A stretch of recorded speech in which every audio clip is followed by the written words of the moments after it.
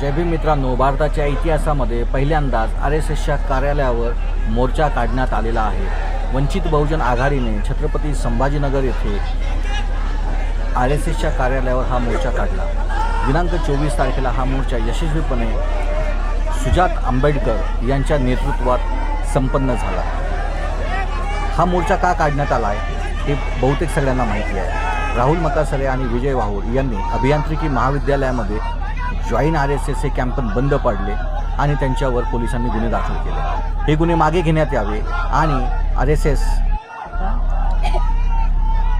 RSSवर बंदी घालण्यात यावी या मागणीसह हा मोर्चा काढण्यात आलेला आहे। हा मोर्चा छत्रपती संभाजीनगर येथे क्रांती चौकापासून ते RSSच्या कार्यालयापर्यंत काढण्यात आलेला आहे। या मोर्चाचं जे वैशिष्ट्य आहे, या मोर्चाला समाजवादी पक्ष, संभाजी ब्रिगेड सारख्या संघटनांनी पाठिंबा दिलेला होता। हा मोर्चा शांतपणे पार पाडला गेला। या मोर्चामुळे पहिल्यांदाच इतिहासात हे सिद्ध झाले की RSS हा आपला शत्रू आहे आणि RSSला थांबवणं हे आपलं काम आहे। कारण RSS ही जातीवादी संघटना आहे, ही धर्मांध संघटना आहे आणि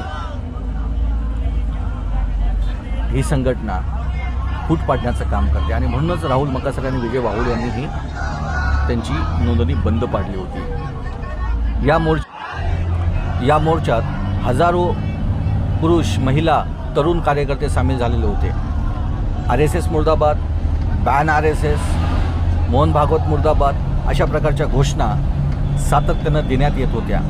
या मोर्चामध्ये सुजात आंबेडकरांनी अतिशय चांगल्या पद्धतीनं नेतृत्व केलं। त्यांनी सगळ्यात पहिले मोर्चा सुरू होण्याच्या अगोदर त्या ठिकाणी आपल्या संपूर्ण कार्यकर्त्यांना संबोधित केलं आणि शांततेचं आवाहन त्यांनी RSSला काही महत्त्वाचे प्रश्न विचारले की तुमची नोंदणी झालेली आहे का? नोंदणी झाली असेल तर तुमचे नोंदणीचे प्रमाणपत्र जाहीर करा। तुम्ही फंडिंग कसे घेता? तुम्ही जे दसऱ्याला शस्त्रपूजन करता त्याचीसुद्धा चौकशी झाली पाहिजे। अशा पद्धतीची भाषणं, मागणी त्यांनी कार्यकर्त्यांना संबोधित करताना केले। या मोर्चाच्या शेवटी त्यांनी RSSच्या कार्यालयावर